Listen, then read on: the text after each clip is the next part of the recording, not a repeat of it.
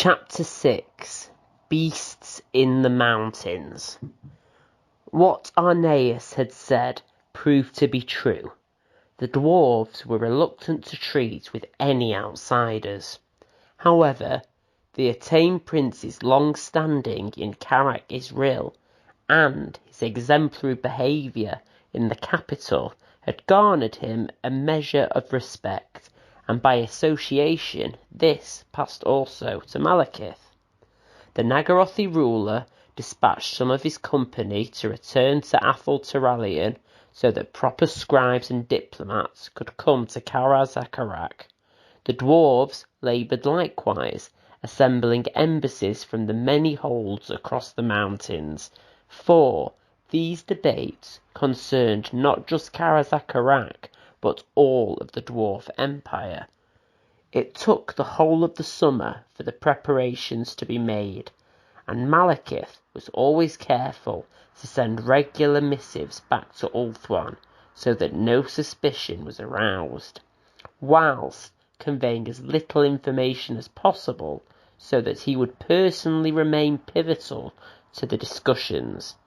This position of influence was helped considerably by the fact that the three elves in the world that had some true understanding of Dwarvish were allies of Malekith: Aeneas, Alandrian, and Cytherii. In that time, Malekith also went to great lengths to befriend King Snorri, at first seeking political power, but later out of an unexpected but growing affection for the High King. As Malekith's grasp of the dwarf's language improved, he spent more time with Snorri. "What is best about Nagaroth?" the High King asked one day. The two were alone in a reception room of the king's chambers.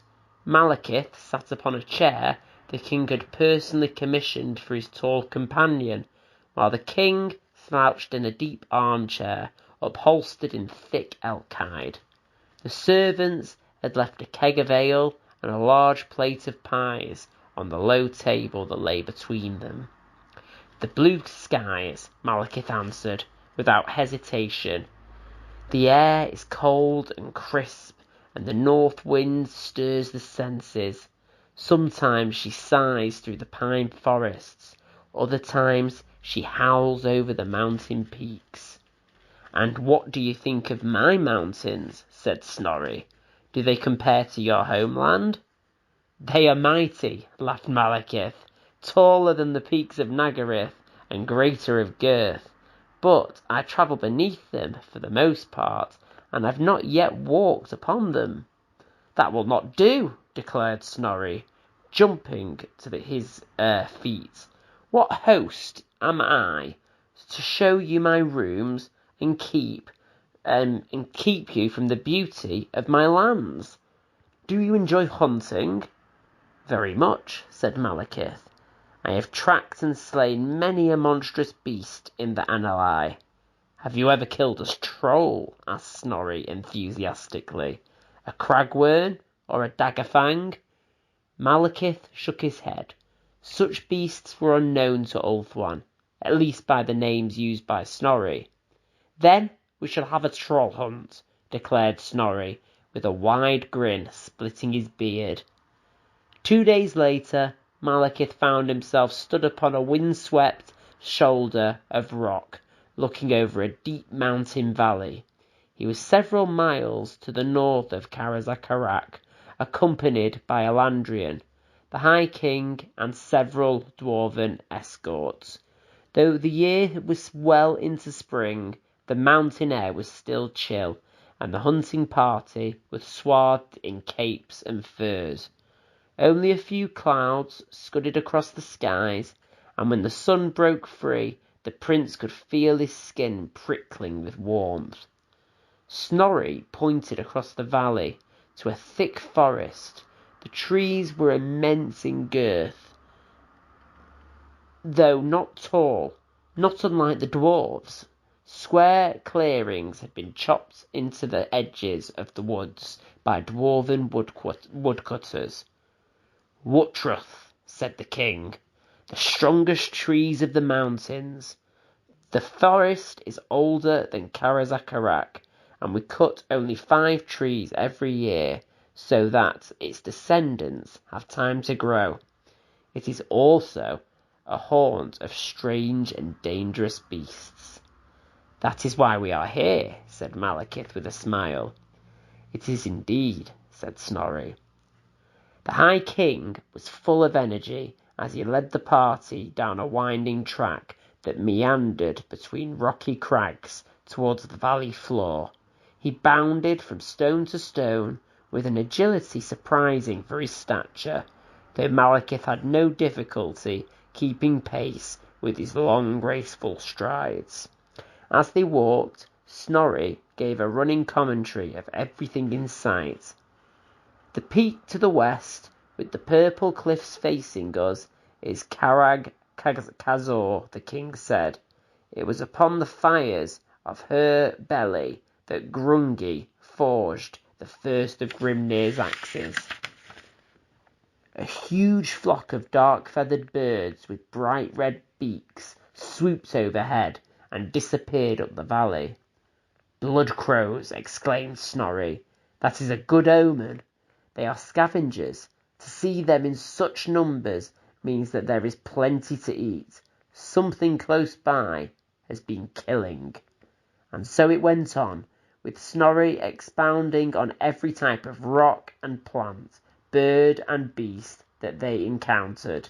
As the sun reached its zenith, bathing the valley in the warmth, they reached the well-tended tree line. The forest was dark and clear of undergrowth, the Wutruth seeming to claw nourishment from the bare rock. If you would like to take a small repast, I'll be back shortly, said Snorri. With a handful of dwarf warriors, the High King headed into the woods and was quickly lost in the shadows. The dwarves that remained sat down on rocks and stumps and brought forth hard bread and pungent cheese from their carry sacks. Malekith was not hungry, and instead watched the dwarves carefully. They seemed at ease, but every now and then they would glance at their charges. Though the prince considered that they might simply be mindful of their protective duties, he decided that they were present more to protect the High King from any perfidy by the elves. Snorri returned shortly, a satisfied smile written upon his craggy features. Clawed tracks, big ones, said the High King. Not too old either, by my reckoning. The king gave the order for the party to get ready to move, which was greeted with quiet, good-natured grumbling. Most dwarves preferred to stay underground whenever possible, and Snorri's companions were no different. However, they were now used to their High King's strange appetites for sky and fresh air, and indulged him with good humour. They came across the trail a few hundred paces from the edge of the woods. Malekith bent to one knee to examine them. They were indistinct, the soil here being very thin, but the prince could make out a large footprint as long as his arm and exceptionally broad. It was not unlike orc or goblin tracks, though considerably bigger, four-toed with the marks of ragged claws. Troll, said Snorri with smug confidence. You are fortunate. Most trolls will have moved further north by this time of year. This one is either exceptionally stupid or brighter than your average troll. How so? Asked Malekith. It could be too stupid to realise it will get too hot for it in the summer, explained the king. Or it could be clever enough to realise that the other trolls have left and there will be plenty for it to eat without competition. Does it make any difference? Said Elandrian. Yes and no, said Snorri with a shrug. A stupid troll will be easier to catch, but more likely to attack when caught. A smarter troll might realise it is in danger and try to run away. They followed the trail north and eastwards, deeper into the woods. Here and there they found the gnawed remains of an animal carcass or a pile of the foulest smelling dung Malekith had ever encountered. By this spoor, Snorri judged that the troll was close at hand, within a few miles. It is afternoon now, so it is likely hiding somewhere in the shade, a shady spot out of the sun's gaze, said the High King. There are some caves not far from here that we should explore. It would be good to catch it before nightfall, otherwise it might move away, and we'll never find it. They continued to follow the tracks, which led towards the caves as Snorri had hoped. Quite some time had passed, and the sun was now beginning to slide down behind the peaks in the west. Where Malekith spied the sky through a break in the canopy, he saw that clouds were gathering again, and the light was fading fast. The short mountain day was nearing its end when Snorri brought them out of the trees and into a high bluff. A white cliff face opposite was dotted with dark caves, and the High King pointed towards numerous troll tracks in the ground. "He's here all right," growled the High King. Snorri gestured to one of his retainers, who brought forth the king's crossbow. It was a remarkable piece of dwarfish craft. Inlaid with gems and silver, its crosspiece and firing lever gilded. As the king loaded his weapon with measured precision, Malekith brought forth his bow and from the quiver on his back and quickly strung it. He nocked a black-fletched arrow, casting his gaze towards the caverns only a few hundred paces distant. "How does one hunt troll?" he asked. "Some of my lads will go in and flush it out," said Snorri, "or I'll chase them out. One way or another, best to lure it into the open first." "And where does one aim for the killing shot?" said the prince. Snorri laughed. "This is no bear or stag that can be brought down with a single shaft," the dwarf said. "Their brains are exceptionally small, and I've seen a troll carry on fighting with 3 bolts through its thick head. Their heart is in the chest behind strong bone. Fire is a good bet, for burnt flesh does not regrow." In illustration, the king handed one of his bolts to Malekith and pointed to the tip.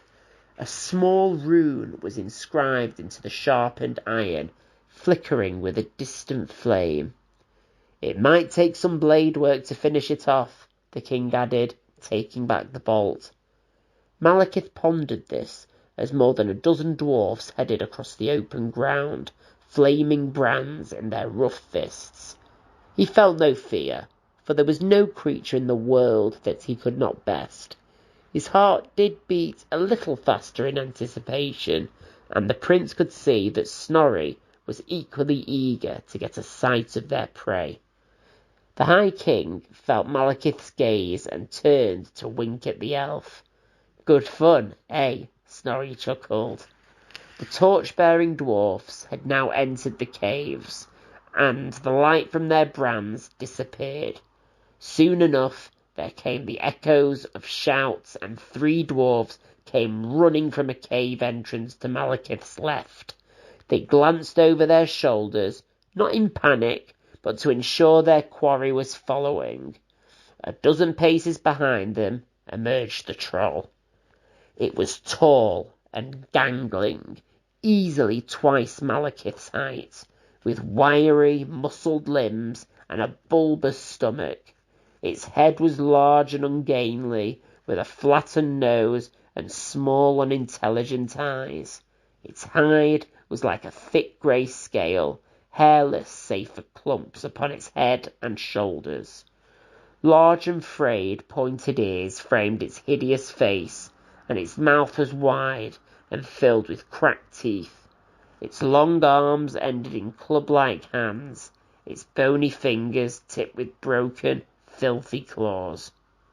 The troll gave a keening howl as it lolloped after the dwarfs, stooping to knuckle forwards every few paces, sniffing the air. Snorri took the first shot at a distance of some 300 paces. His crossbow twanged loudly, and as the bolt flew forward, its tip erupted with flame. The shot took the troll in the left shoulder and elicited a pained grunt. The dwarfs scattered further as the troll broke into a run down the gentle slope towards Malekith and the High King. Calming himself, Malekith took aim. His breathing shallow, his senses turned to the swirl of the wind. He muttered a simple incantation, and his arrowhead flickered with blue flame. With a sigh, Malekith released the bow, and the arrow sped across the open ground and struck the troll directly in the left eye. The troll fell to the ground with flailing limbs, screeching and gurgling. The prince turned to Snorri, who was still winding back the string on his crossbow. "No killing shot," said Malekith with a smile. "Don't count your gold until its ore has been smelted," grunted Snorri, not looking up from his task. Malekith turned back to the troll and stared open-mouthed as it pushed itself back to its feet. The prince's shaft was intact, piercing the eye socket, its flaming tip protruding from the top of the troll's head. It turned its good eye on the hunters and gave an angry roar before breaking into a bounding run that covered the ground with surprising speed. "Oh," said Malekith. Regaining his composure, Malekith loosed 3 more shots at the fast-approaching monster, each arrow bursting into blue fire as it slammed into the creature's chest. Now even more angry, the troll lowered its head into a reckless charge, its clawed feet churning clods of thin earth from the ground. Snorri fired another bolt, which punched into the creature's right leg, just above the knee. It stumbled and fell, stayed on all fours for a moment, shaking its head groggily, before rising once more and resuming its attack. The other dwarfs began to shout to each other, and a flurry of bolts converged on the troll, some missing, others biting into flesh, but with little effect. The troll turned on the closest of its attackers, a dwarf by the name of Godry, who was one of the king's closest companions. Claws raked across the Thane's armour, sending iron rings scattering across the floor with droplets of blood. The dwarf hurled onto his back. The troll then veered back towards Malekith and Snorri, crimson splashed across its face and arms. Snorri was still winding back the string of his crossbow, and the troll was only a score of paces away. Malekith drew Avenir and leapt to the attack, the shining blue blade carving a furrow in the creature's ribs as the elven prince darted past. The troll ignored him and bore down on Snorri. The High King threw his unloaded crossbow into the creature's face and swept out a hand axe from his belt.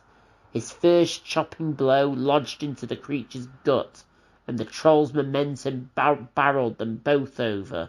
The two rolled down the slope, the troll biting and slashing, Snorri hacking with his axe.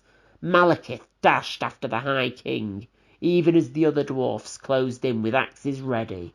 The troll was now on top of Snorri, and reared its head back, jaws open wide, to bite off the face of the High King.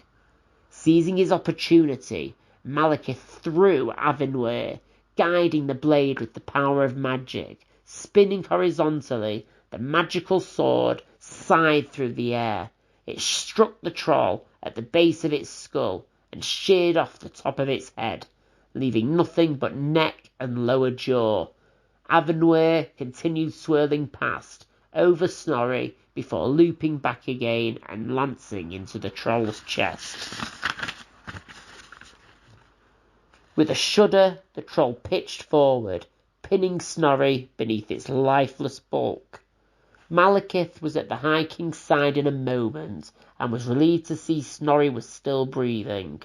The dwarf's eyes flickered open, and between the two of them, they hauled the troll to one side, allowing the High King to regain his feet. Foul blood and mucus had spilled onto the Dwarf King, matting his beard and staining his mail armour. Drips of gore hung from the brow of his helm, seeping into his braided hair. Snorri used a gauntleted hand to distastefully scrape what he could from his person, and then turned to Malekith and adopted a regal pose, shoulders set, chin held high. "Congratulations," said the High King. "You've killed your first troll."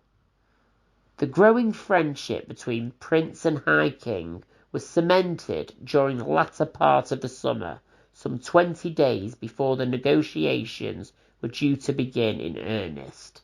Word had come to the capital that an army of beastmen was gathering south of the massive mountain lake known as Blackwater, and was of such a size that the King of Carrickvarn and Zufbar feared an attack against one hold or the other.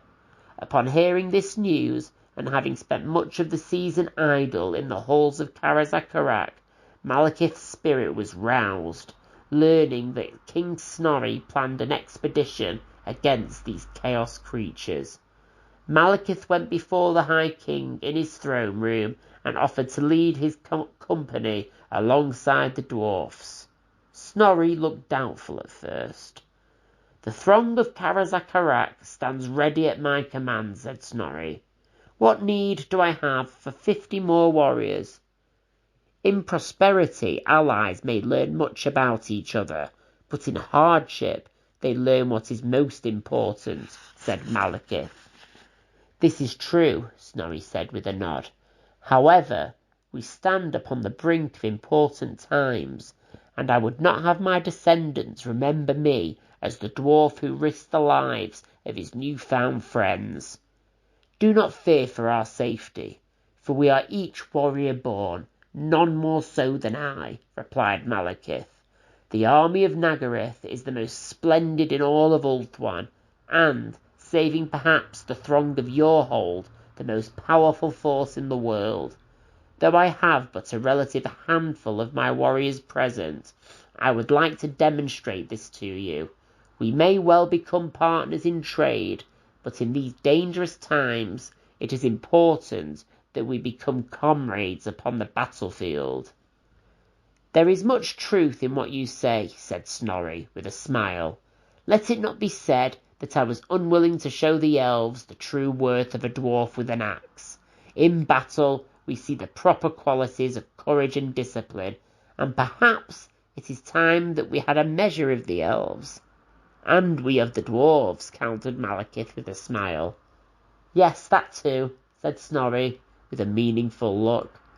Both understood that to see the other in battle would give each a better appraisal of their prospective allies, their strengths, and, if things went ill, their weaknesses. So it was that 2 days after the audience, the Nagarothis readied themselves for battle once more, and marched out with the army of Karazakarak. Snorri led the dwarves, and an impressive host it was. Positioned at a rampart just above the gate, the elven prince had a magnificent view of the wide road leading down the mountainside, and the rank after rank of warriors issuing forth.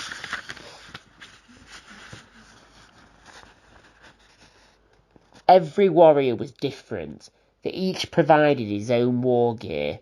Some carried axes, others hammers, while many carried bows or the mechanical crossbows that the dwarves now favoured.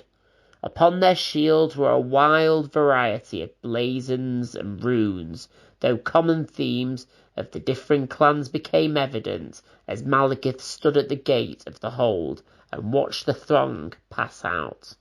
Malekith stood with Arneas, watching the host as it marched forth. The rival prince and his companion would not be accompanying the army. Malekith considered it better that the military spectacle and prowess of the Nagarothi not be undermined by the presence of the two Attain-born elves. Though Malekith had been careful never to claim that all elves were as brave and strong as the folk of Nagaroth, it was his intent that King Snorri be left with the impression that this was the case. The dwarves were gathered into regiments of warriors from the same clans and marched forth beneath the banner of their families and ancestors. Drummers boomed out martial beats, and hornblowers sounded low, mournful dirges. Some carried newly forged weapons, others wielded heirlooms passed down from their forefathers, whose names and histories were as renowned as those that had once wielded them. Snorri was the most striking individual in the army. He marched at its head, flanked on each side by standard-bearers, carrying banners woven from metallic threads and icons inscribed with magical runes. The one that goes before him bears the icon of the High King, explained Aeneas. The dwarf to his right holds the clan standard of Snorri. On his left is carried the banner of the hold, and the fourth belongs to Snorri himself. The king was protected by an all-encompassing suit of armour, under which could be seen a layer of heavy mail. Magical sigils were carved into the polished iron, and these glimmered with energy. His axe was no less spectacular, for 3 runes of angular design were cut into its blade to bring death to the High King's foes. The 2-bladed axe glowed with mystical power, and the king held it above his head, as if no more than a feather, and with it waved the throng forward on the march. Snorri's war helm was also golden, and likewise inscribed with magical symbols bestowing courage and kingship. The king's helm was made by Valia, or so the dwarfs believe, said Aeneas. The runes upon it cast a spell, so that any who look upon the High King are inspired and awed. To enemies the High King appears as a terrifying nightmare that fills their hearts with dread. I feel nothing, nor do I see any nightmarish vision, said Malekith. Then perhaps you are neither friend nor foe, said Aeneas. The Prince of Nagaroth looked sternly at Aeneas, but could see no hint of mockery or insult. Perhaps I am simply too far away, said Malekith. About Snorri and his standards were gathered many of the hold's thanes, and with them the bodyguard of the king, made up of the finest warriors the clan contained. They were armed with great axes and hammers, burning with fell runes, and wore mail and plates thick enough to ward away all but the most telling of blows. These venerable dwarves had long beards that reached to their ankles. To protect this precious hair, they wore segmented armour tied to the braids of their beards, so that no enemy could cut or deprive them of their fine facial hair. Malekith had learnt much about dwarves and their beards in his time at Karazakarak, and it was something of remark, indeed suspicion, that the elves grew no facial hair at all. Beardling was a phrase oft used to describe young dwarves, and beardless was tantamount to dishonourable, a grave insult among dwarf kind. They are somewhat of a rabble, remarked Malekith, watching the dwarves walk out without particular time or rhyme. Each sauntered along at his own pace. They ambled out smoking pipes, eating, chatting, and behaving in other unwarlike fashions that gave Malekith the impression that while visually impressive, the dwarven host like the gravitas of his own legions. There was little of the precision and finesse he associated with the steady ranks of his spear companies. It also told him a good deal about the dwarf attitude to war, for they appeared to be no more concerned that they were marching to battle than if they were out for a pleasant afternoon stroll. Having seen the savage beastmen and wild orcs, Malekith suspected that the dwarfs had faced little opposition to their might, and safe in their holds, had not truly been tested in the many years since they first wrested control of the mountains. It was while considering this that another thought occurred to Malekith. The lack of concern showed by the dwarves might betray an underlying motive for this expedition. If the confidence of the dwarves were due to some prior knowledge concerning the nature of their foe, then might not it be the case that all of this display was for the benefit of the elves?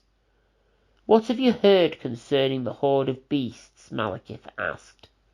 "Only that it is sizable," replied Aeneas. "It's awfully convenient that the High King feels it necessary to march out at this time," said Malekith. "Perhaps they hope to intimidate me with this display of strength." "That could be," said Aeneas, though there was doubt in his voice. Malekith laughed inwardly at the thought that the dwarfs believed they could overawe him with such manoeuvres. He had to admire their spirit, though, and regretted not having seen the opportunity himself. Perhaps if he had allowed a few dwarfs to travel west with his messengers, to return with tales of how quickly the elven realm was expanding and the size of her armies, then some of the dwarven truculence might be dislodged. When they see the Nagarothi in battle, they will understand that such tacit threats are fruitless," said Malekith. "I am sure that they will, Malekith," said Aeneas, his tone and expression betraying nothing of his own opinion on the matter. Perhaps the most intriguing aspect of all the army, and the one that caused Malekith the greatest pause for thought, was its engines of war. While the elves had machines that could hurl spear-sized bolts from the decks of their ships or the walls of their castles, the dwarves had all manner of ingenious contraptions for the field of battle. Some were small, and carried upon the backs of the dwarves themselves, spring-weighted slings that hurled pots of fire, and windlass loaded bows that fired half a dozen darts with a single shot. Others were grander, and were pulled along by teams of ponies upon specially built wagons with broad wheels and sprung-loaded axles. "These machines, what is their purpose?" asked the Prince of Nagaroth. "Each is built individually by the carpenters and smiths of the hold," said Aeneas. "They view the craft of engineering with the same passion as we would jeweler-smith or poet. Each pours his own labour and inspiration into his construction." "So each engine is unique," said Malekith, watching the long line of wagons and limbers winding their way out of the huge gate. "Yes," Aeneas replied. "Like everything else, the dwarves design or make each engine, and it is named and recorded in their histories, its exploits as vaunted as those of a flesh-and-blood hero." "That seems indulgent," said Malekith. "I would say the dwarves dwell too much on the past, and do not look to the future keenly enough.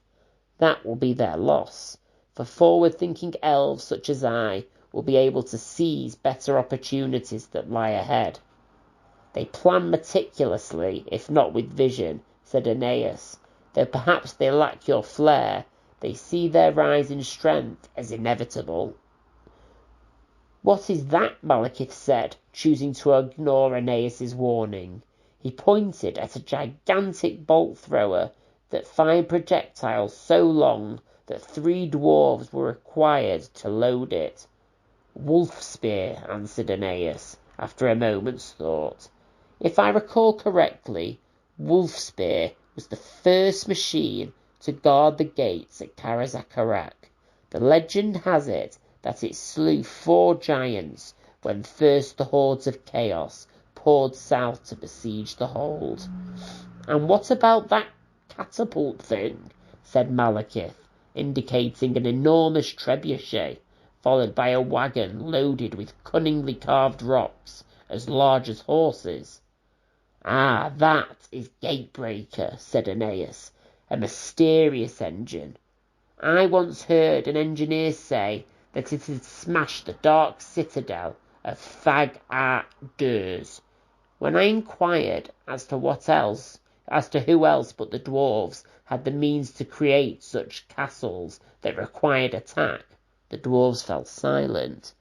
Their surly expressions discouraged me from further inquiry. So, there are enemies of the dwarves that we do not yet know about. I have heard no other mention of such a race or nation in my time with the dwarves, said Aeneas. But even when appearing open, there is much that they do not say to us. Well, we shall soon see the mettle of our potential allies, said Malekith, without further acknowledgment of the Attain prince. He turned away and swept down the steps from the rampart, his cloak swirling behind him. The dwarfish and elven host marched north along a winding road of brick, which soared over wide valleys on extraordinary bridges that arced over the gorges in breathtaking spans hundreds of feet above the jagged rocks and swirling rivers below. In places, the road seemed to barely cling to the steep sides of the mountain peaks, supported on piles and columns dozens of feet high, driven into the mountainside with immense bolts, and supported by silver-plated scaffolding. The air was crisp and sharp, even with the full heat of the sun upon their faces, but the dwarves walked on relentlessly, seeming never to tire nor complain. They ate on the march, which Malekith thought efficient but uncouth, and, as he had seen before, when they made camp, every dwarf knew his role and duties, and carried out his tasks with little supervision or communication from his leaders. It was this quiet independence that gave the dwarves their real strength, Malekith admitted to himself, as he watched them break camp the following morning.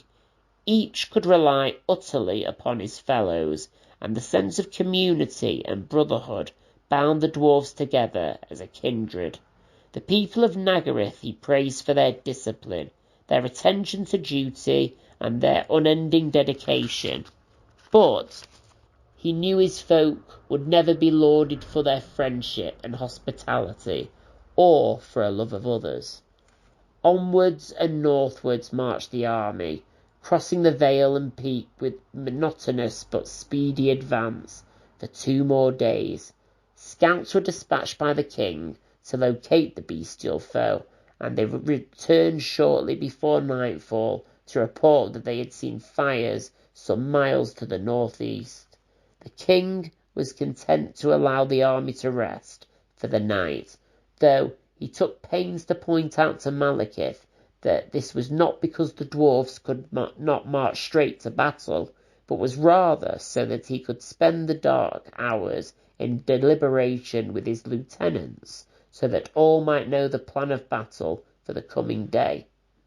Before dawn, the scouts were again sent out to locate the foe, and they returned just as the army was ready to march, the breakfast fires having been extinguished, and the wagons packed with their gear.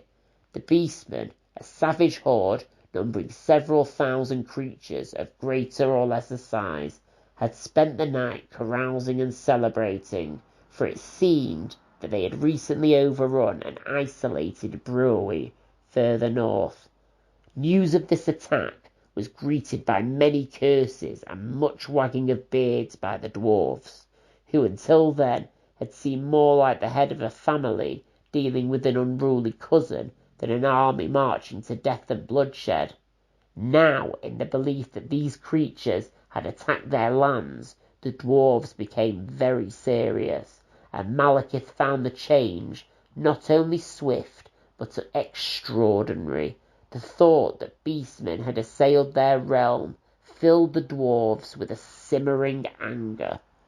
In a few moments the beastmen had been transformed from potential annoyance to hated enemy, and the dwarf throng made their remaining preparations in what seemed to be considerable haste, eager to attack, lest their enemies somehow elude them.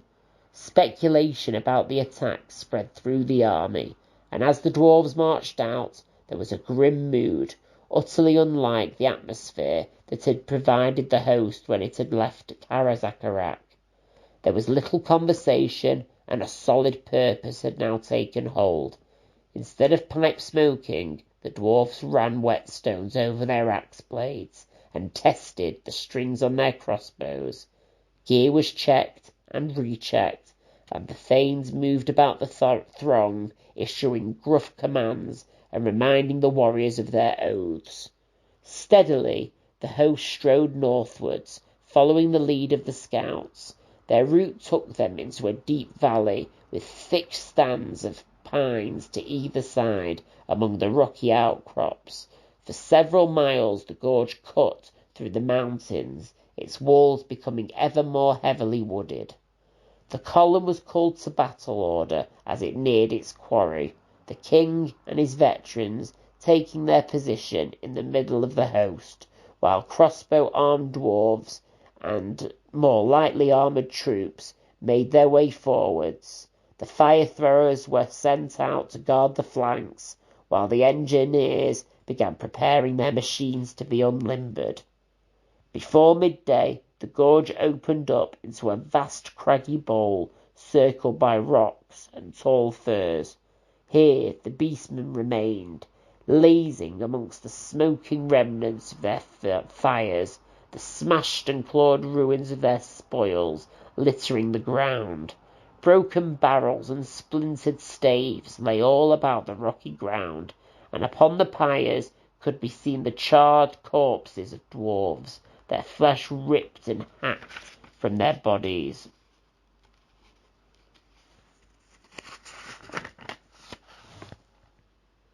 At the sight of this, a deep growling emanated from the throng, and there was much cursing.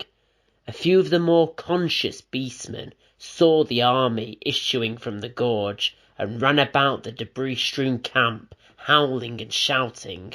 One picked up a horn from the ground and brought it up to its lips. Before a note could be sounded, the horned thing collapsed to the ground with a black-shafted arrow in its neck. The dwarfs turned in amazement to see Malekith plucking another arrow from his quiver. Though the hornblower had been silenced, the beastmen were quickly rousing and rising to their feet, snatching up crude clubs, jagged blades, and roughly hewn wooden shields. Their appearance and variety defied description, for each was subtly different from the next. Many had goat-like heads and legs, with long spiralling horns of an antelope, or curling tusks jutting from their mouths. Others were reminiscent of rams, or scorpions, or serpents. Shapeless things with many limbs and eyes lumbered towards the dwarves, their mewling cries and senseless roars echoing around the rocky basin. As the alarm was taken up, there came a great cacophony of grunts and shrieks, baying and barking. As well as this clamour, the wind also brought the stench of the camp to Malekith. He almost retched as his senses were overwhelmed with the stink of carrion, rotten blood, and dung. His fellow elves coughed and spluttered, and even the dwarves wrinkled their noses and covered their faces with gauntleted hands. In size as well as in shape, no two beastmen were alike, for some were in height like the dwarves, though less broad, with thin twisted faces and stubby horns. Most seemed to it a similar size to the elves, though wider of shoulder and larger of limb. Several were much taller, perhaps twice Malekith's height, with bull heads, blood-stained fangs, and huge chests, thick with muscle. Some were almost hairless, others albino, or with brightly patterned skins. More still were covered in patches of thick fur, or of reds, browns, and black, or were striped like tigers or spotted as leopards. Long beards trailed from bulging chins, and eyes of black, red, and green regarded the approaching dwarves with a mixture of hatred and fear. Hooting and wailing drowned out the tramp of dwarfish iron-shod boots as the beastmen gathered into groups about their leaders and came forwards to meet the assault. As they marched on, the dwarf column spread into a line as space permitted, the missile regiments to the flanks, the more solid clan dwarfs holding the centre. The war machines were dismounted from their carts upon hillocks and rises so that they could oversee the whole battlefield, and as Malekith suspected would happen, all of this was done with few shouted commands, only the occasional beating of a drum or short horn blast. Now that battle was almost upon them, the dwarves were much more cohesive in their movements, though they still lacked the precise drill and organisation of the Nagarothi. Malekith positioned himself and his warriors close to the High King's bodyguards, in the hope that Snorri would have a full view of their excellence in battle, even once the fighting had commenced. Lacking the numbers for a properly organised line, Malekith arranged his warriors in a single block of bows and spears, the better armoured warriors to the fore, the archers ready to fire past them at the approaching enemies. He stood at the centre of the front rank, Alandrian beside him. "I see little challenge here," said the prince. "A disorderly mob against so many engines and bows will perish without a fight." "A shame indeed, Highness," said Alandrian. Like the rest of the company, the captain bore a spear and tall shield. His helm covered most of his face, so that only his mouth was visible, and Malekith could not see his lieutenant's expression.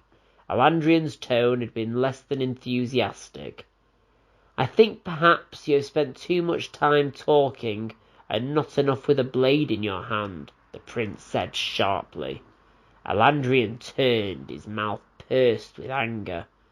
"I am Nagarothi, Highness," the captain declared, "warrior-born and fearless. Do not mistake my desire for peace for cowardice." Malekith smiled to himself at the venom in Alandrian's retort, and was content that his captain would be as fierce a fighter as he had been in the many long years of their acquaintance. There was still some considerable distance between the beasts and the dwarves when the first of the war machines loosed its deadly load. A cluster of rocks, each as large as a dwarf's head, sailed through the air and then fell amongst the mustering beastmen, crushing skulls and snapping bones. A great jeer rose up from the dwarfs at the striking of the first blow, which was to be followed by many more, as boulders and bolts began to rain down upon the filthy encampment. Spurred into decisive action, the chaotic horde ran forwards, the fastest outpacing the slowest, so that there was no line or formation, but simply separate groups hurtling towards the dwarfs. Malekith sighed, knowing that even against the dwarfs, such a lack of tactics would see the beastmen slain or hurled back before a sword was swung or spear was thrust. As rocks and bolts continued to take their toll, joined now by crossbow quarrels and arrows from the elves, Malekith saw that his prediction would be correct. In face of such devastating volleys, the beastmen could not maintain any momentum, and their charge petered out as they turned away and in small groups fled from the death unleashed upon them. A few of the least intelligent creatures continued their attack, and the dwarfs concentrated their missiles upon them. Shambling, slithering monstrosities, impervious to fear or pain, lumbered forwards, driven by the instinct to slay, but were eventually cut down as dozens of rocks and arrows pounded and pierced their scaled and leathery bodies. Malekith returned his bow to its quiver with another sigh, and glanced over at Snorri, wondering if the king would sally forth to hunt down the survivors of the barrage. Malekith was sorely tempted to lead his warriors on into the enemy to display their brilliance at arms, but sudden concern stayed his command. The High King's attention was focused upon the unfolding scene ahead, but now and then he glanced to his left or right, and at one point turned fully around to stare back towards the valley walls behind the host. Some of the other dwarfs were doing likewise, and Malekith felt a tingle of apprehension. In the Annali mountains of his homeland, the prince knew every sound and scent, but here his senses were unaccustomed to the particular hissing of the wind in the trees, the rattle of rocks, and the smell of the air. For the dwarfs, this was their home, and Malekith knew that their instincts here would be as keen as his were in Nagaroth. Their sudden interest in the surroundings gave Malekith a sensation he had not felt since the demons had been defeated. Worry. It came to him all at once just how little he knew about this place, and how ignorant he was of its dangers and denizens. He was just mastering his concerns when there came a sound that turned his worry to an emotion he had not felt in over 300 years: apprehension. It was a horn blast, flat and short. It was not the sound itself that caused Malekith such anxiety, but the direction from which it came. It resonated down the valley, but the prince's sharp hearing told him that it had originated in the trees that covered the eastern wall of the valley behind the host. A moment later it sounded again, and this time there were answers. Other blasts and harsh cries were carried on the wind. Hearing this, the beastmen in the rocky hollow slowed in their flight, then turned and started to come back towards the dwarfs. Now Malekith saw fully the discipline and cohesiveness of the dwarf army. Snorri barked out orders and received acknowledging shouts from his thanes. The engines and crossbows regiments began to pour their shot into the beastmen again, while the king's bodyguard and nearly 2/3 of the throng turned about and began to array themselves for battle at the valley's mouth. Uncertain what plan was being enacted, Malekith split his company, sending the archers forwards to support the attack against the encampment, and turning his spears to face this new threat. Malekith's mind was racing. How was it that they had become so easily trapped? Had the dwarf scouts not wit or skill enough to detect the ambushers? Then a darker thought entered the prince's mind. Perhaps some greater intelligence, some malign intellect, guided their foes. There was little time to ponder such questions, for amongst the shouts and the thunder of war machines there came a new sound.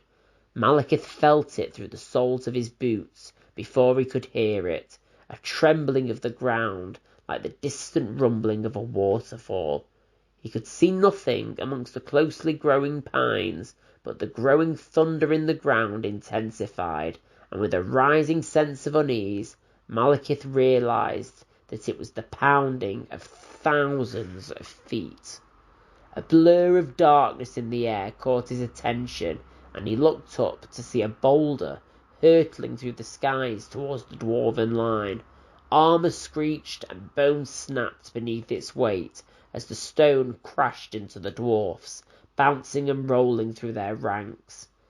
At first, Malekith thought that some strange dwarf machine or other had malfunctioned, or that the beastmen had mastered the use of catapults, as he had seen orcs employ such crude engines. More movement drew Malekith's eye up the valley's eastern side, and he spied a large figure. It was easily 10 times the height of an elf. It was naked, but for misshapen rags of tattered hide and bloody sheepskins. As Malekith watched the giant, it stooped up and picked up another rock, then hurled the projectile far out over the trees into the army beneath.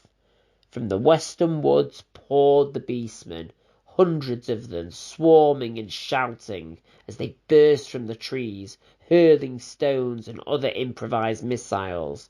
They erupted from the cover of the forest, close to where a battery of engines had been positioned, and the crews abandoned their machines and formed up to defend themselves. Against such numbers, their resistance was brief, and Malekith watched as the bestial horde continued down the hillside towards the dwarven line. The dwarves moved to counter this attack, the clan warriors locking their shields together as they advanced to meet the threat. As the distance was closed, the dwarves hurled throwing axes into their enemies, and in return, unwieldy javelins were launched into their armoured ranks. Beastmen fell by the score during this exchange, but only here and there did the sturdy armour of the dwarves fail. On and on came the tide of twisted evil, a seemingly endless stream of bloated, frothing beasts and animalistic howling warriors. With a shattering clash, the charging beastmen met the defiant dwarf line, and vicious fighting broke out across the breadth of the army. Though the dwarfs held firm and hacked down their foes with relentless ferocity, still more came, savage and shrieking with the joy of slaying. The beastmen spread out as more and more clambered over the dead to reach the dwarves, and Snorri sent forwards more of his followers to extend the flanks of his force, lest the bestial deluge of vileness surround his army. While his attention was drawn to the ongoing battle to his left, Malekith recalled that the first horn had sounded from the east to his right. He looked over towards Snorri and saw the High King was deep in consultation with his thanes. Seeing that all the efforts of the dwarves were directed to the west, Malekith decided the best way to draw attention to the danger from the east was through action. "Nagarothi with me!" he shouted, drawing his sword. As one, the spearmen raised their shields, and an affirmative shout of advance! Malekith led his soldiers forwards towards the spine of the mountainside, where the valley met the deep crater of the basin. At another command they broke into a trot, jogging along swiftly to swing wide of the dwarf's flank. Dwarfish shouts of anger followed them, but Malekith ignored the noise, judging rightly that the dwarves mistakenly thought the elves were fleeing. Snarling and howls sounded from the woods, and Malekith called his troops to a halt, remembering Aeneas's first encounter with goblins. Sure enough, dozens of wolves sped the tree line, carrying goblins upon their backs. The wolves were larger than any normal beast, with foaming maws, dark fur, and red eyes. The goblins carried spears and small round shields from under fur-trimmed helmets. Their pinched green faces were split by vicious snarls and hungry leers. Many carried short bows, and they loosed off erratic shots as they closed in. The Nagarothi raised their shields to head height as one, and the small arrows clattered harmlessly aside, lacking the punch of a true elven bow. Still, the goblins made up for in number what they lacked in quality. and more arrows rained down in wavering and corkscrewing fashion, many falling short. Even as their comrades closed, the goblins paid no heed to the risk of hitting their own kind, and continued to shower the elves to little effect. "Spears to guard!" shouted Malekith. The Nagarothi lowered their shields just as the first of the wolves raced forwards and leapt to the attack, to be skewered on a spear point, its diminutive rider shrieking as it leapt clear. Another elf thrust forward his spear, lancing its tip through the goblin's throat. With a twist, the warrior pulled the weapon free and returned to the guard position.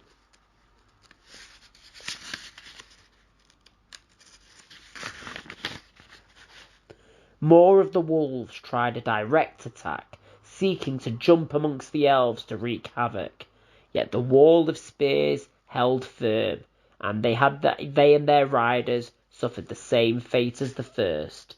A second wave attacked more cautiously, turning at the last moment to ride in front of the regiment, hacking at spear tips, but the Nagarothi pressed forwards a few paces and caught them unexpectedly, slaying many on the point of their spears. The wolf riders ran back and forth, darting into attack when they thought the elves' guard was down, but not a single greenskin nor their lupine mounts landed a wound upon the Nagarothi. For all their attack did no direct harm, Malekith could see more goblins leaving the woods on foot, and saw that his small company would quickly become encircled. With a snarl he reached out to the winds of magic and drew power into himself. He felt it writhing within him, crawling under his skin, pouring through his veins. With a chant to focus the unwieldy energies, the prince moulded the coiling magic with his mind.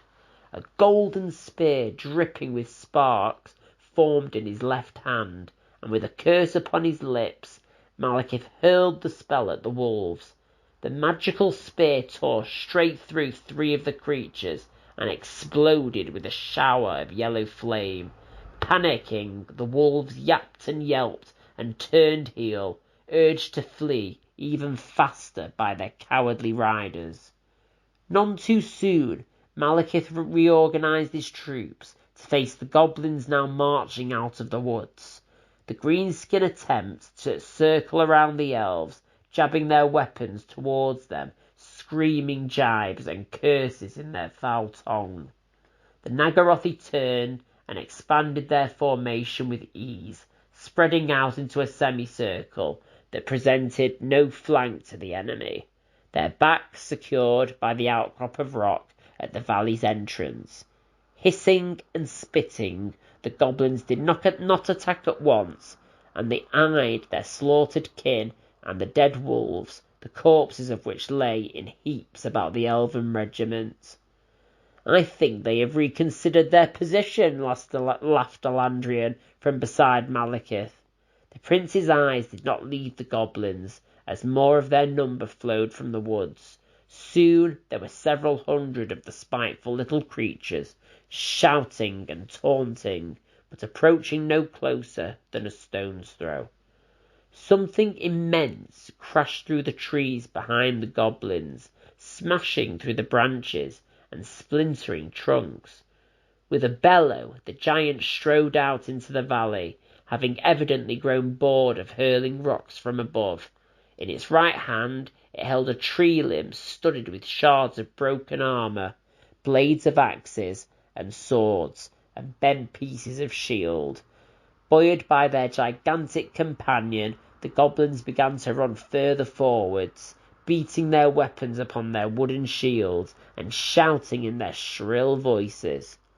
Above the cries and the clamour of battle, Malekith heard a sudden whistling of air. Turning, he saw a great metal shaft arcing over the dwarven army from the direction of Wolfspear. The engine's crew had turned the gigantic bolt thrower upon its hillock in the midst of the dwarf army, much to Malekith's relief. He followed the trajectory of the massive bolt until it struck the giant full in the chest, smashing through its monstrous breastbone, heart and spine. With an astonished gurgle, the giant lurched forwards 2 steps and then crashed to the ground, flattening a dozen goblins beneath its bulk. Wails of dismay flooded up from the horrified greenskins, who looked at each other in their panic. "Kill them," snarled Malekith, breaking into a run. Needing no further encouragement, the Nagarothi surged forwards, running hard and fast towards the foe. Like some small animal frozen with terror as the hawk swoops down, the goblins remained unmoving for several heartbeats. With pitiful shrieks, they turned to run as the elves came within a few dozen strides, heading for the safety of the woods.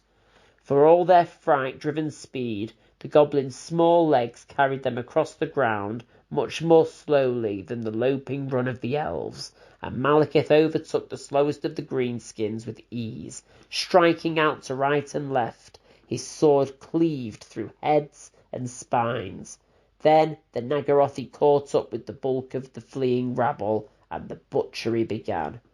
Malekith felt the Cain fever taking over as he slashed and cut, caring not for the acrid blood that splattered on his lips, nor the gore splashed across his golden armour. His warriors were likewise filled with the battle lust, having spent many long days in the hold of the dwarves without vent for their energy. Heads and limbs were scattered in the orgy of death, and with rage fueling their steps, the elves chased down the goblins and killed every last one of them. Only when nothing but entrails and bloodied remains were left did they stop, panting hard, not from exhaustion, but excitement.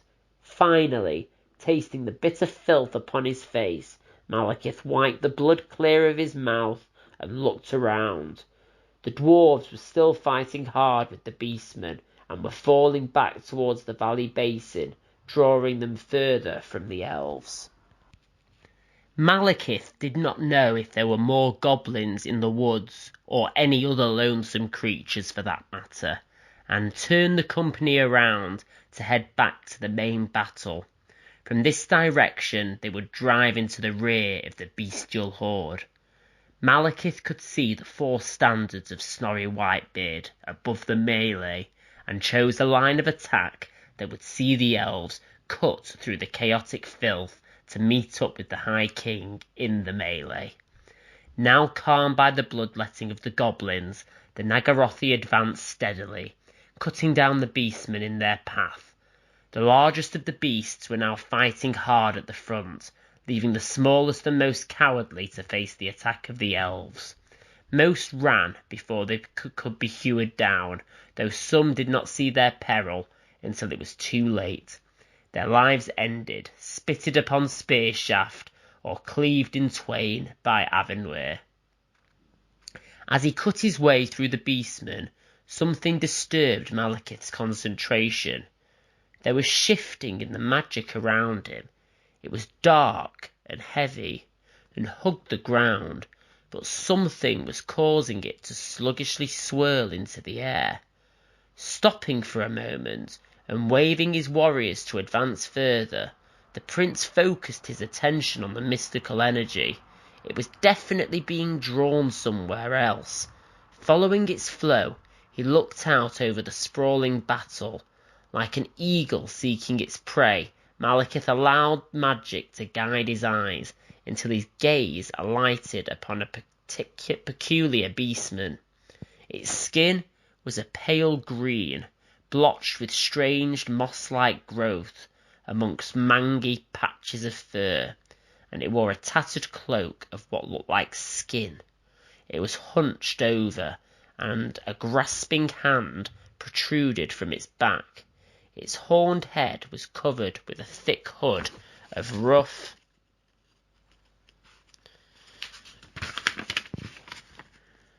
mucus-encrusted cloth. In its gnarled, clawed grip, the thing held a long piece of wood to which were bound shards of evilly glowing stones. They scorched into Malekith's magical sense, burning with dark magic. The shaman lifted its staff and pointed the end towards the elves. Too late, Malekith realised what was happening.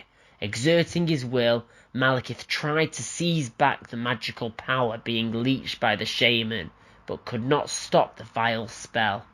A thick black cloud of flies erupted from the staff, its buzzing deafening, blotting out all other sound.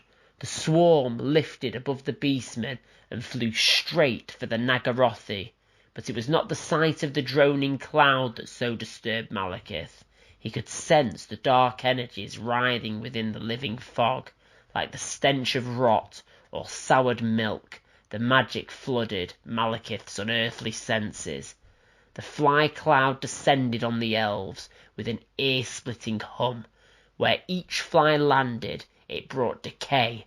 Armour began to spot with rust, and wooden spears' shafts grew weak with mildew. Malekith saw an elf flailing at the swarm with his shield, but within moments it had split and disintegrated into orange dust. Plates of armour cracked, leather split and frayed, and scale links turned to a rusted mass. Suddenly, like a great inhalation, the magic disappeared. Like a cleansing wind blowing through thick smoke, something new disturbed the mystical flow of energy, dissipating it. The swarm dissolved in the air, leaving the Nagarothi swinging rusted gauntlets and broken spear staves into thin air. The breeze became stronger, and then grew into a consuming immaterial whirlwind, like a great gulf that had opened up under the sea to swallow all the waters. A blazing light caught the attention of the prince, and over the bobbing heads of the embattled beastmen he could just about see a dwarf wielding a metallic globe stood beside the king. White light poured from runes engraved into this strange sphere, and it was to this that the magical winds were being drawn. A counter-current formed in the ethereal energy of the magical winds as the shaman tried to fight the power of the dwarven globe. Something went wrong, though. Malekith could feel the magic becoming barbed and dangerous, like a mellow beast suddenly enraged and revealed to have razor-sharp fangs. For a moment, Malekith fancied that he saw something on the edge of his vision, a shadow of a shadow, not unlike some great demon in form. It appeared above the shaman and seemed to reach into the beastman with an instinctive hand. Then it was gone, and Malekith fancied that perhaps he had simply imagined it. With a detonation of magical energy that shredded beastmen and dwarves for many yards in every direction, the shaman exploded. The ground cracked beneath its falling corpse, and the air churned with invisible force. Malekith felt the expanding magical field buffet him as surely as any storm or wave, but the prince gritted his teeth and allowed its gnawing energies to pass him by. Though Malekith's magical blade and Vol-forged armour were untouched by the horrifying spell, his warriors were now in poor shape. Some were stuck in their rust-seized armour and rolled upon the ground trying to free themselves. Many were pocked with boils and lesions left by the horrific biting of the demon flies. Most were now weaponless, amongst them Elandrian, and Malekith could see no option but to order a retreat, much as it bit deeply at his pride to do so. Before he had a chance to issue the command, a new horror emerged for them to face. There was a rumbling of thunder overhead, and storm clouds gathered with unnatural speed above the valley.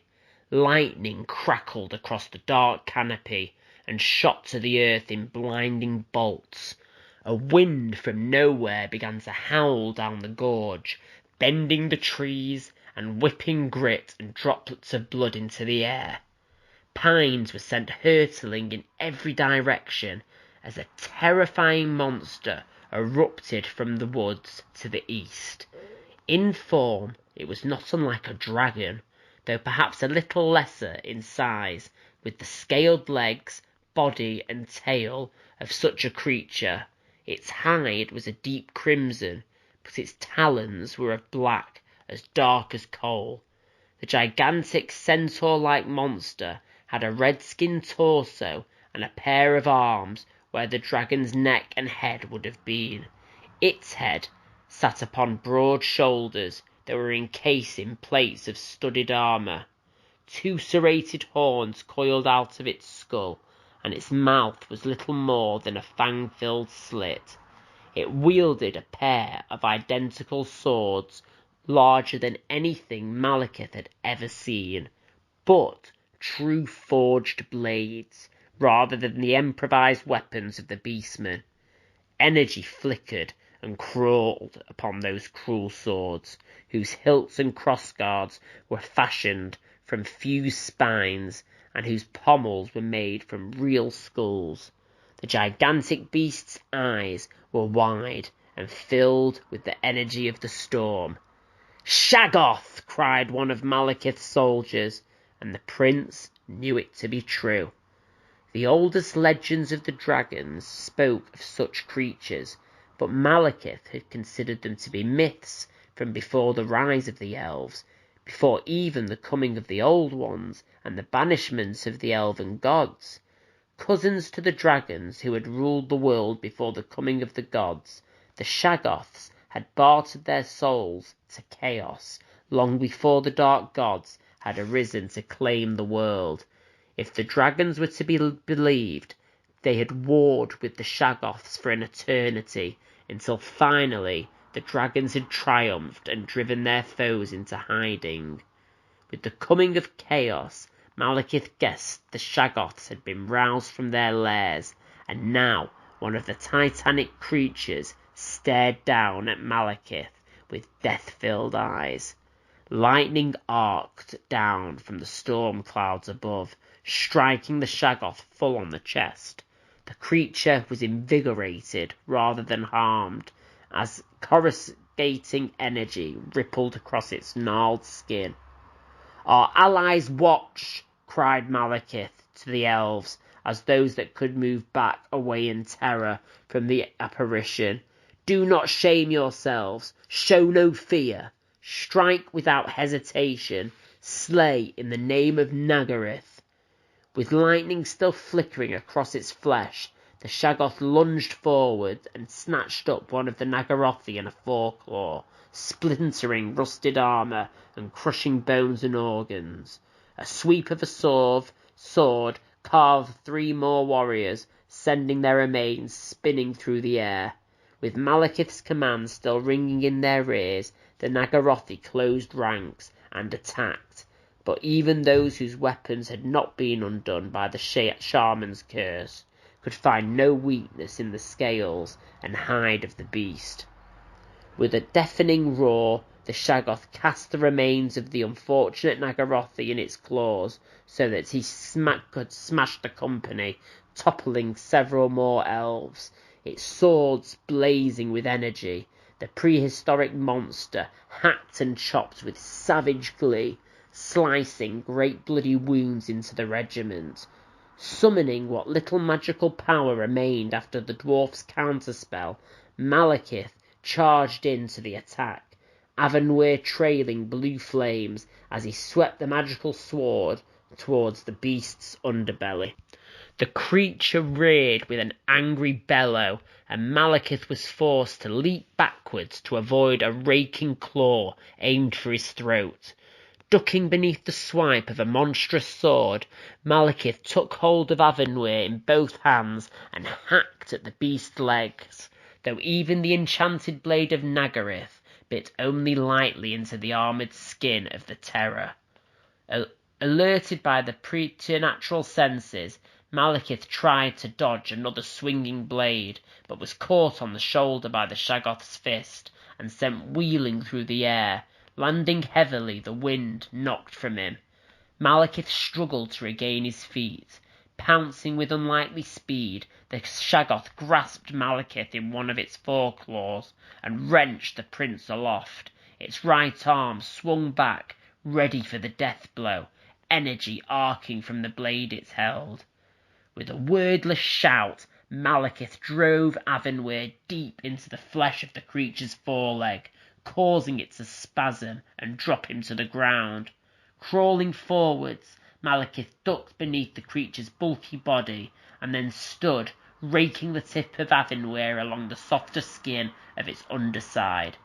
Thick, dark blood dripped from the wound, and the Shaggoth tried to back away so that Malekith would not be hidden by its own body.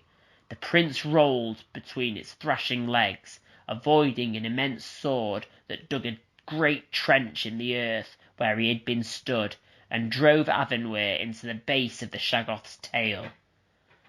Such wounds would have been grievous against any other foe, but the Shaggoth was not even slowed by them. Malekith rolled beneath another attack, and barely brought up Avenwir in time to deflect another blow, though the parry sent the magical sword spinning from Malekith's fingers. Unarmed, Malekith stood up to face the beast, staring defiantly into its black eyes. Intelligence flickered in those inky depths, a recognition of what Malekith was. Other Nagarothi jabbed and hacked at the Shaggoth with swords and knives, trying to draw its attention away from their prince. It turned quickly and swept them away with a swing of its tail, hurling them from their feet. Malekith remained where he was stood, hands balled into fists that glowed with magical flame. The Shaggoth loomed over the Lord of Nagaryth, its twin swords held high above his head. More lightning arced down from the storm clouds it had summoned, earthing into the tips of those primordial blades. It crossed its blades in front of it in a mocking salute, its mouth twisted with an evil smile. The first strike caught Malekith full in the chest, lifting him from his feet with an explosion of electricity. Sparks of energy flew from the prince's magical armour as he sailed a dozen feet into the air and then crashed down onto the rocky ground. Pain lanced along the spine, and his ribs felt shattered, but Malekith's pride would not let him die on his back. With a grunt, he pushed himself to his feet, his injuries sending spasms of agony through his body. The prince turned to face the Shaggoth once more. "I am a Nerion's son." Malekith spat blood onto the ground at the Shaggoth's feet. "My father slew the 4 greatest demons that the dark gods could send. Armies were laid low by his blade. The world trembled at his tread. All will remember me as they remembered him." The Shaggoth brought down its leftmost blade, and Malekith raised his arm to protect himself, the ensorcelled gold of his armour screeching and blazing with light at the impact. The Shaggoth's smile died, and its brow furrowed in frustration and anger. Another blow that would have felled trees and shattered stone sent Malekith skidding backwards, his arm broken, a slash across his face. Spitting more blood, Malekith stood again. "Your time is long past," Malekith taunted the beast. "Our time is now. Go back to your dark hole and pray to your filthy gods that we do not hunt you down." With a roar of anger, the Shaggoth lashed out wildly, allowing Malekith to easily avoid the blow. Malekith ducked beneath the sword and then leapt high, fueled by anger and magic, his blazing fists smashing the Shaggoth across the face. Reeling from the blow, the Shaggoth took several steps back, shaking its head. Landing lightly, Malekith readied himself to strike again, when the Shaggoth let out a great howl of pain. It whipped around, and the prince saw that its tail had been half severed. There was a flash of light from some source obscured by its gigantic body, and a clawed foreleg whirled into the air in a fountain of thick gore. Ducking so that he could see beneath the creature's heaving gut, Malekith saw the dwarf High King, blazing rune axe in hand. Each blow cut through flesh and bone without pause, sending the Shaggoth staggering to the side. Determined that he would not be upstaged by Snorri, Malekith leapt to where Avenwir had fallen and snatched up his blade.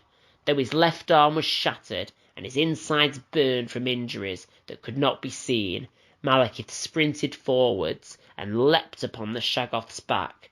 As it buckled and turned, Malekith ran up the bony crest along its spine, spitting through gritted teeth from the pain. The prince grabbed one of the Shaggoth's curling horns with his crippled left hand and planted a foot upon its shoulder. With a triumphant cry, he brought down Avenwir across its neck, chopping deep into the thickly muscled flesh. Thrice more Avenwir bit, until the beast shuddered and spasmed, and then collapsed to the ground. With a final effort, Malekith sawed the head free and tossed it to the ground beside Snorri, who was awash head to foot with the entrails and sinews of the monster. The beast's remains toppled to the ground, tossing Malekith unceremoniously into the blood-slick mud next to Snorri. The High King looked down at Malekith, his eyes glittering behind the visor of his helm. He then gave the curious thumbs-up signal the prince had seen the dwarfs use as a sign of approval. "We'll share this one, I think," Malekith said magnanimously. Only then, with his point proven, did Malekith allow himself to pass out.